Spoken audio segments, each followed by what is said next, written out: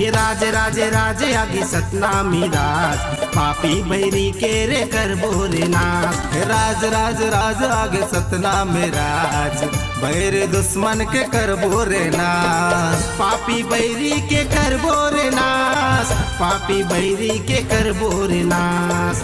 बैर दुश्मन के करबो रे नाश बैर दुश्मन के करबो रे नाश। ये राज राज राज आगे सतनामी राज पापी बैरी के रे करबो रे नाश। राज राज राज आगे सतनामी राज बैर दुश्मन के करबो रे नाश।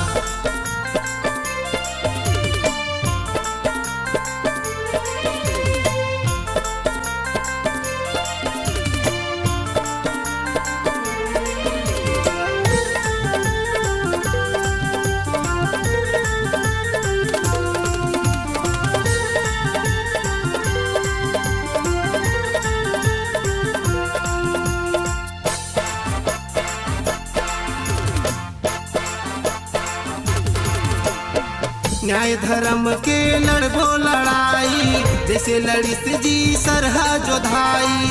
सुन ले वा मोर सतनामी भाई और बांधा के कहानी आदा है। न्याय धर्म के लड़बो लड़ाई जैसे लड़ी से जी सरहा जोधाई। सुन लेवा मोर सतनामी भाई और बांधा के कहानियाँ दाही और बांधा के कहानियाँ दाही। ये बात बात बात करथन हक अधिकार की लेना हवे जी प्यार ले तो वार से। बात बात बात करथन हक अधिकार से लेना हवे जी प्यार नहीं तो वार से।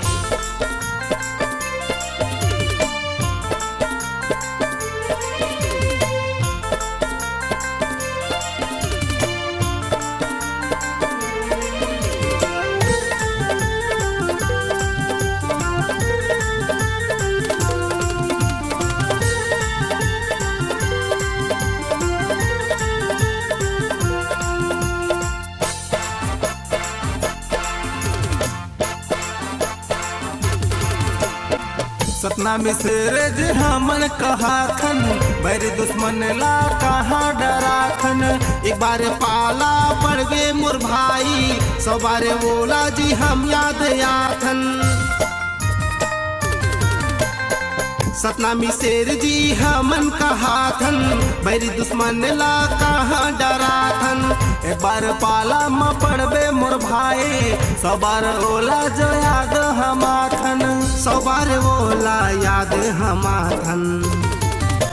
सिर सिर सिर तुहर झुका देबो आज छोड़ देवा रे तो मन पहले के बाद। सिर सिर सिर तुहर झुका देबो आज छोड़ देवा बैरी रे पहली के बात।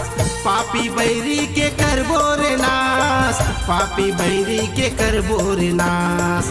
बैर दुश्मन के करबो रे नाश बैर दुश्मन के करबो रे नाश। ये राज राज राज आगे सतनामी राज पापी बैरी के रे करबो रे नाश। राज राज राज आगे सतनामी राज बैर दुश्मन के करबो रे नाश। ये राज राज राज आगे सतनामी राज दुश्मन बैरी के रे करबो रे नाश।